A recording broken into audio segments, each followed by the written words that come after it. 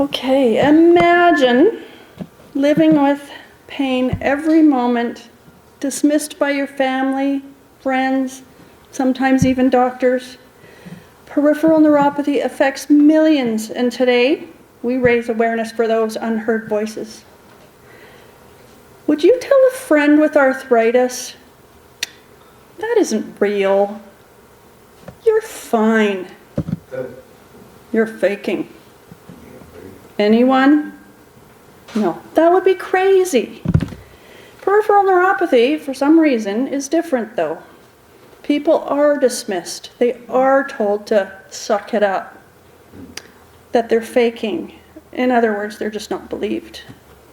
I have Charcot-Marie-Tooth disease, CMT, or the more modern and clearer name, hereditary peripheral neuropathy.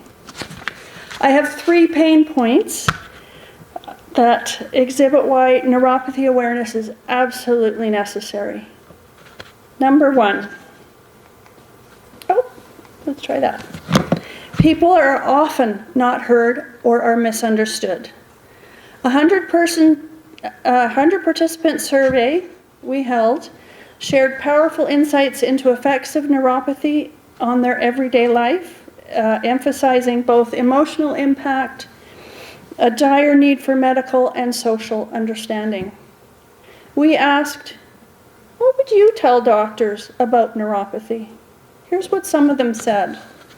Andy, I would like them to have one day with the pains and the brain fog that we have, and then I'll talk to them about peripheral neuropathy. Hear, hear. Christina, it affects every waking and sleeping moment of my life, and it just gets worse. If I had been told, I never would have taken the chemo that gave me this. Tanya wanted to say, we are not all drug seekers. I don't even want to take drugs, but I can't function without them. So many of us feel like no one understands. That's why it's at the top of my list. Awareness is needed so people understand what is your problem, so they can find it in them, the acceptance and tolerance we need. Many in the medical system, not just ours, see neuropathy as just a symptom. Many people like Christina have told us that neuropathy is worse than the cancer ever was. Diabetic neuropathy is often referred to as painful diabetic neuropathy in the literature. You've got to believe there's a good reason for that. Trigeminal neuralgia and complex regional pain syndrome are both peripheral neuropathies. They also have the unfortunate distinction of being the 2 conditions at the very top of the McGill pain scale. We simply don't see it as a symptom of something else. How could we? Most medical practitioners still don't know what to do with us, other than medications or a lot of time on a very long pain management wait list.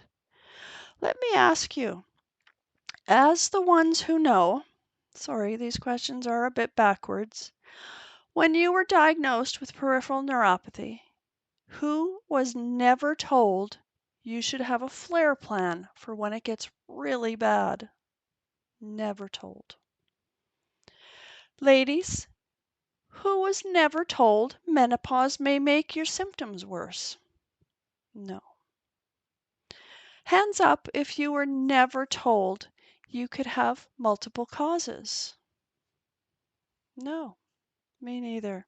And I have 3. Why would they tell you any of this if it's just a symptom? Dr. Sean Mackey, a chronic pain expert, said back in 2013 that when pain becomes persistent, it becomes a disease on its own. That was in Stanford magazine. He has repeated this for years, but I'm not sure that message is getting through. We need that message to get through so that peripheral neuropathy is not just seen as a symptom, so it's not treated like a sidebar or an afterthought, So doctors kept more than 1 hour of training on it in med school, so they can counsel patients on what we already know has potential to make a big difference. That's what peripheral neuropathy awareness looks like to me. And number 3, there are many who are really, and I do mean really, struggling. I can tell you of 5 people in Alberta, by the way, most of which were never depressed before their neuropathic pain took hold. 5 who chose to end their own time on earth. Fortunately, not all of us are in that dark of a place, but many are struggling. And to start with, while we're talking about struggling, I'd like to briefly mention about people with peripheral neuropathy who are on AISH. A single person at the MBM, that's the Market Basket Measure threshold, the poverty line, in Calgary needs $2,413 a month to live. AISH provides $1,900 a month, roughly $500 below the poverty line in Calgary. By the way, our current government wants to cut them back to $1,700 a month. Let me ask you another question. How many of you have extra expenses because of your neuropathy?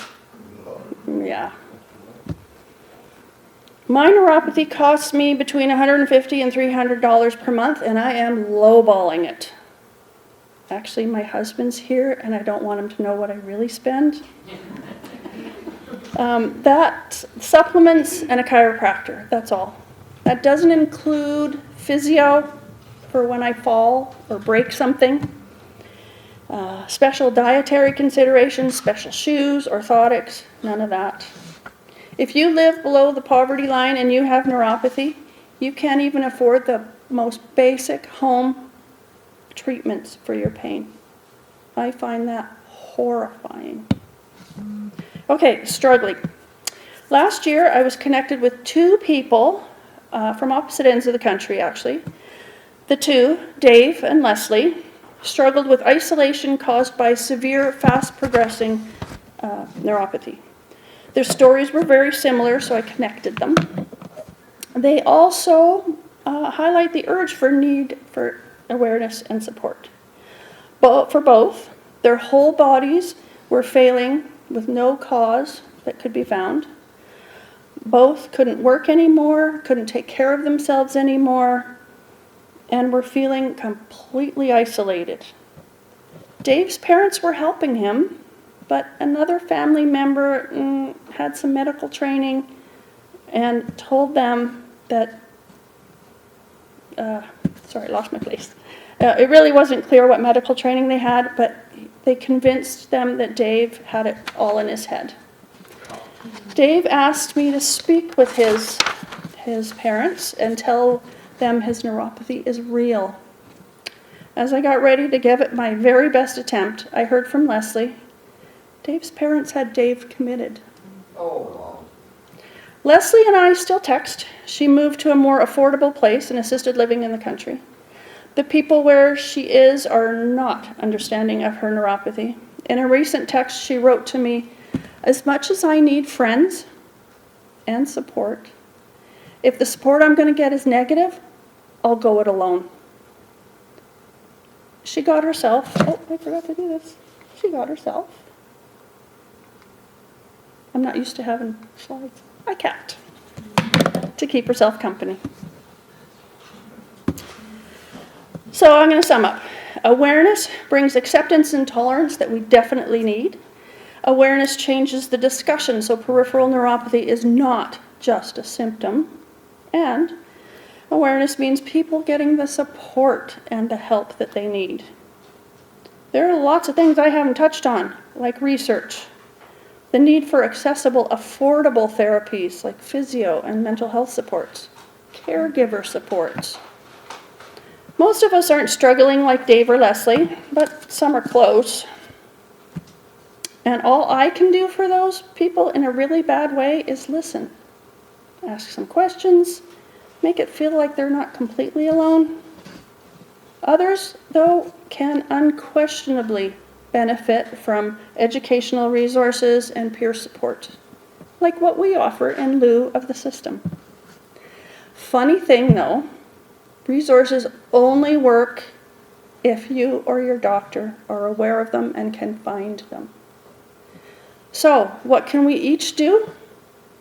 Look for opportunities and talk about peripheral neuropathy with friends, family, random strangers. Take pamphlets from our table back there and give them to your doctor or somebody you know who has neuropathy. Help us get that word out that you're not wrong, you're not alone, and it is not just a symptom. Thank you.